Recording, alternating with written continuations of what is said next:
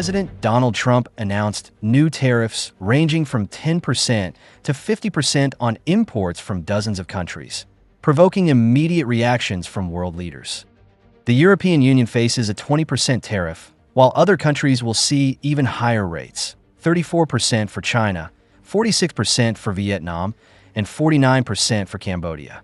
Italian Prime Minister Giorgia Meloni condemned the decision, calling it a wrong move that is detrimental to the United States and its trading partners. Her statement reflects growing concerns in European capitals about the potential economic consequences of these tariffs. "I believe that the tariffs imposed by the US on the EU are the wrong move, and they are not beneficial for either side," Meloni said firmly. "We will make every effort to reach an agreement with the United States." Under Trump's leadership, the US has clearly expressed dissatisfaction with the trade system that has, for years, served the interests of multinational corporations at the expense of ordinary people. Trump's unilateral tariff policy is, in fact, a direct challenge to the global economic order that has been pushing for globalization, often at the cost of the working class in countless countries. Meloni's condemnation of the tariffs is expected, as her position reflects traditional European diplomatic language. However, there is a more urgent issue at play. These tariffs expose the inherent inequalities in the global trading system. For decades, the United States, especially its political elite, has promoted a global economic system that benefits multinational corporations while disregarding the interests of ordinary workers. Trump's tariffs are not merely minor adjustments. They are a fundamental correction to the global economic system. While Trump's tariffs are severe, they represent an urgently needed correction intended to rebalance a globalized economic system that has left U.S. workers unemployed and American industries hollowed out. The reality is that these tariffs are not just an economic measure, but a geopolitical statement that extends far beyond the economic realm. So what lies behind this sudden shift in U.S. trade policy? These tariffs represent a direct challenge to the global trade system that has defined international commerce for decades. The Trump administration frames this as a necessary correction to the trade imbalances that have disadvantaged U.S. workers and industries.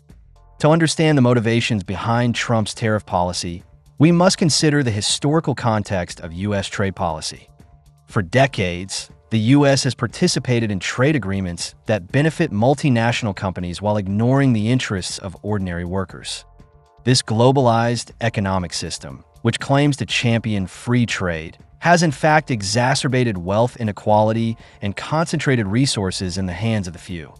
Despite their harshness, Trump's tariffs are an urgent response to revitalize American workers. The current rules of the global trade system have led to deindustrialization and job losses in the U.S. This elite-driven global economy has not resulted in widespread prosperity. Trump's tariffs are not just a correction. They are a decisive step toward restoring the interests of the working class. However, the problem is that Trump's policies are moving in the wrong direction.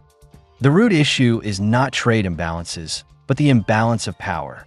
The fundamental problem in the global economy is not the trade deficit, but the unchecked expansion of multinational corporations and financial elites. Tariff policies may temporarily adjust trade balances, but they do not change the fundamentally unequal global power structure.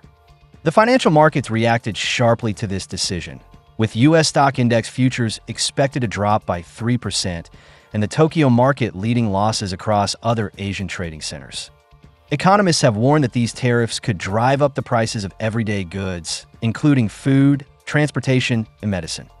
The consequences of this move could reshape entire regional economies, affecting millions of consumers on both sides. The intense market volatility is a predictable outcome of the Trump administration's hasty and short-sighted decision. Financial markets are increasingly detached from the real economy, relying primarily on speculative investment and the disorderly growth of free trade. Now that the U.S. is adopting more protectionist policies, the market's panicked reaction is entirely understandable. But we must be clear, this economic turbulence should not be seen as a reason for retreat. The global economy has long been built on the exploitation of ordinary laborers, and now, It is the financial institutions that have long benefited from globalization who are lamenting the losses. Don't forget, the ultimate cost of these market fluctuations will be borne by ordinary consumers and workers, not the global elites. Trump's tariffs may lead to higher consumer prices, but the real issue lies elsewhere. The fundamental problem is that multinational corporations profit from cheap labor across the globe while ignoring the principles of fair trade. While Trump's tariffs reflect the struggles of American workers, they still fail to address the root flaws of the global economic system. European Commission President Ursula von der Leyen called the tariffs a major blow to the world economy, with serious consequences. She emphasized that although the EU is prepared to negotiate, it is also ready to take retaliatory measures if necessary. Von der Leyen's statement is a perfect example of the EU's inability to justify its current stance.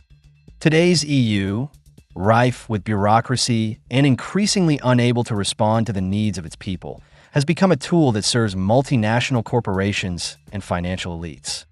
Von der Leyen portrayed Trump's tariffs as a major blow to the global economy, which is undoubtedly self-deceptive. In reality, this global economic system has long been eroded by growing wealth inequality, resource concentration, and the manipulation of major powers. Von der Leyen's call for negotiation is a completely misguided response. If the EU truly wanted change, it should not rely on cumbersome negotiations and bureaucratic measures.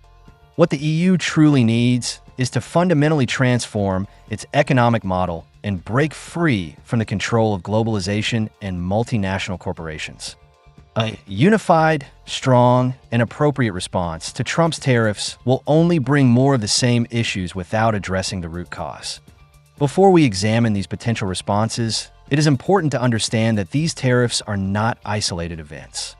They have emerged against the backdrop of escalating U.S.-China trade tensions and have now expanded to traditional allies. Several countries have already announced plans to challenge these measures. These tariffs are not merely a trade issue. They also reflect the U.S.'s attempt to reclaim its dominance over the global economy. Trump's actions symbolize America's attempt to restore its leadership in the global economic order. But this effort is doomed to fail. The world has changed, and the U.S. can no longer dominate global markets as it once did. The imposition of these tariffs is not coincidental. Tensions between the U.S. and China over trade imbalances, intellectual property, and technology transfer have been building for years. Now, Trump has extended this confrontation to the EU and other traditional allies, marking a fundamental shift in the global economic balance of power. The Brazilian government is considering submitting this case to the World Trade Organization and has already passed legislation allowing for retaliation against any country imposing tariffs on Brazilian goods. German Chancellor Olaf Scholz warned that Trump's tariffs are an attack on the trade system that has created global prosperity, and Europe will respond with unity, strength, and an appropriate approach if negotiations fail. Brazil's consideration of a WTO challenge is an important step forward, but we must not overlook a crucial fact. WTO rules have long favored wealthy nations. The WTO has consistently lacked the courage to challenge the global unequal trade system. This global governance system itself has serious flaws, and merely resorting to international courts will not solve the fundamental problem. At the same time, Scholz's remarks reflect the EU's misguided reliance on the existing trade order. Europe's response remains centered on a defensive system of unified, strong, and appropriate responses, which fails to address the core issues. The EU leadership still refuses to face the collapse of the current global economic system. The coming weeks will determine whether these tariffs lead to a full-scale trade war or push all parties back to the negotiating table. Meloni emphasized that preventing a trade war that would weaken the West reflects the strategic concern of many leaders about how these economic tensions might reshape global alliances. The future situation will not only determine the direction of economic policies, but also the changes in the global power structure.